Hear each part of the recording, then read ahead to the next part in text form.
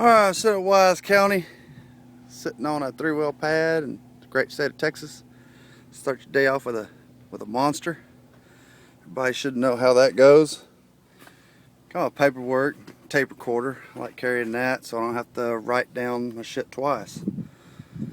Take you a quick tour. It's my first video, so I'm gonna pop my cherry a little bit. Hope it ain't too gay. There's my house. Been sitting here for about 2 months, 58 days, pretty close, yeah. It's all right. Gives me a big check. There's my 3 wells, 2, 3, and 4. Got everything on it. No little extra stuff that I like to throw on. Some of these people change shit up on me all the time. Got some frac tanks set up so we're flowing. All my oil and water getting mixed together, so it's fun separating it. Transfer it over to my production tanks so I can have my oil hauled off and get it sold.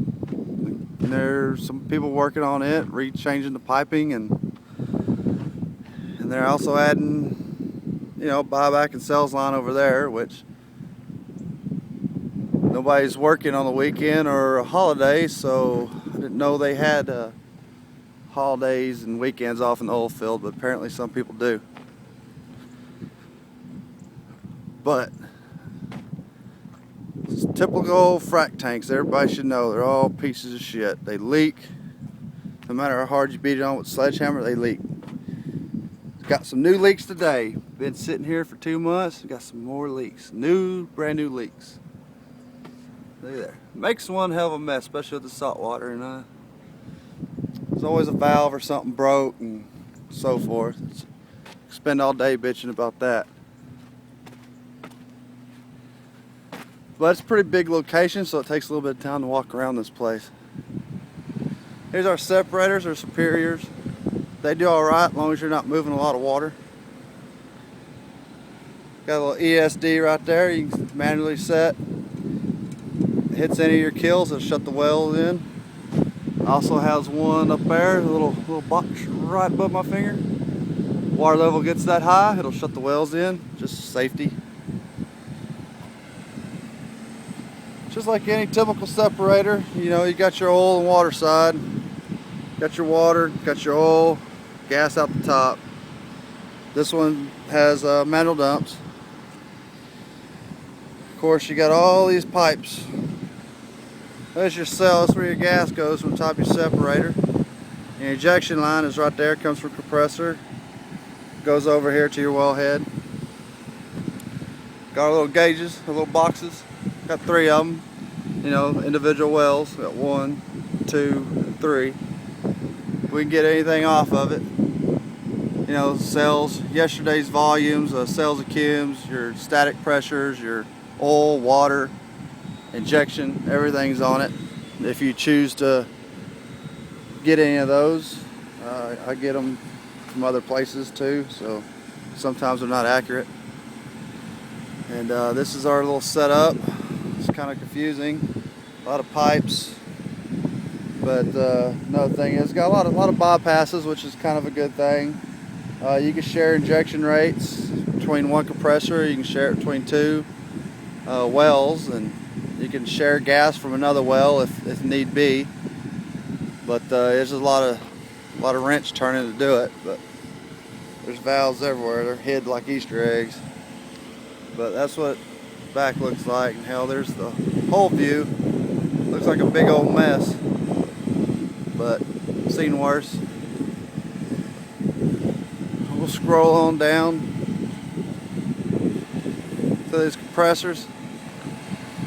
I like them. Kind of have a hard on for them. I wish every location I've been on would have them. Once you get every little cork worked out of them, you don't have to touch them at all. These 3 are brand new. Well, 2 months. They run about 2 months straight now.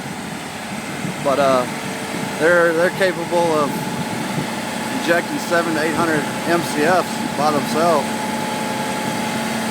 at about 5,000 RPMs with 32 pounds of suction. So right now I have it around 13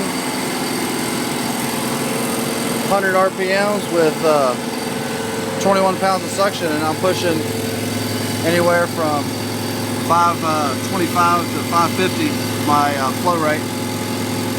So, yep, all digital, nothing manual about it really, except for if you want to set your set points, just go into it and do your deal. Pretty clean, sweet machines. Pretty simple. Put your injection rate where you want it. Adjust your camera, you know, your suction control right here, whatever suction you want.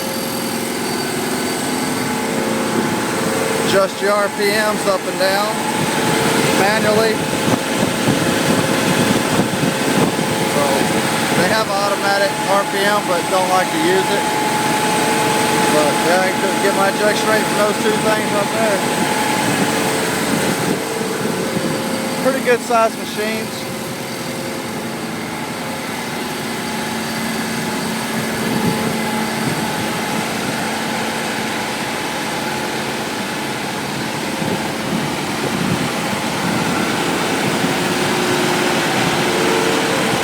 Here's our discharge. This is what heads to the well.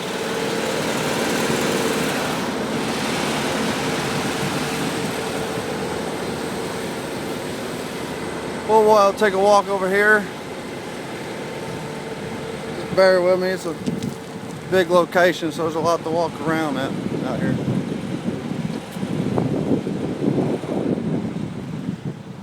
But pretty easy day, kind of boring. That's how it is when it winds down to an end. Well, not an end here until they get finished with everything.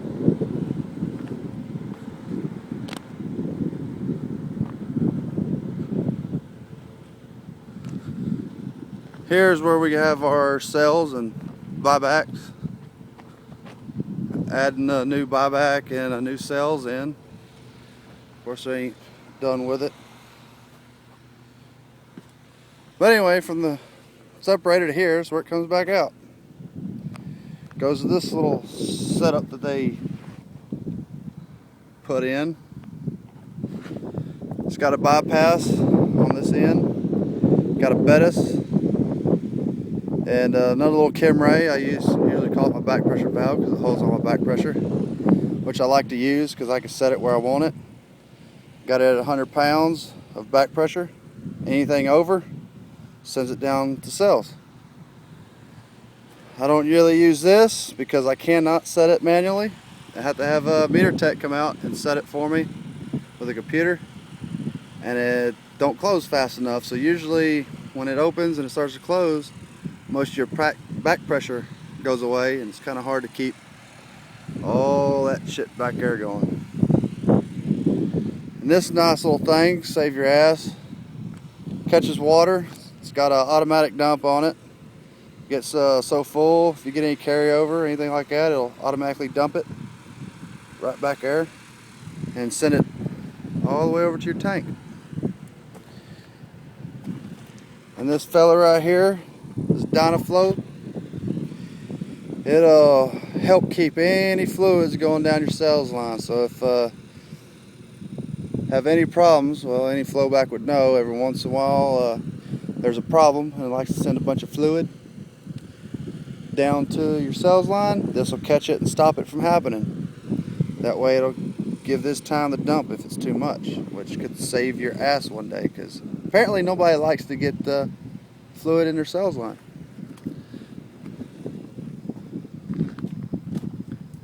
We got some more meters. You know, you got the company that you work for meter, and you got the company that buys the gas meter. And usually they're different, so. But anyway, we get our static pressure and our cumes off this every hour. And once it passes that this last meter, it's sold and it goes somewhere in that direction. Don't know where, but it's gone. But if we happen to need to buy back gas, if we're not making gas, we get it back right here. It jumps over, comes right up to this meter, our buyback meter, which if we don't have gas, our compressors will have supply to keep running until we start selling gas. And we get our readings off this one too. It's the same thing, static pressure in our cume. Just the other day was moving 1.5 million in gas. Now today we're using what we're making, so it's up and down, never changes. And those god awful things that get cleaned once a week, whew, you don't even know about that. You can smell them from here. Anyway, this is my location. Pretty boring out. Nothing happening. Pretty easy money today. But that's it. It's my location. Big old state of Texas. Pretty day.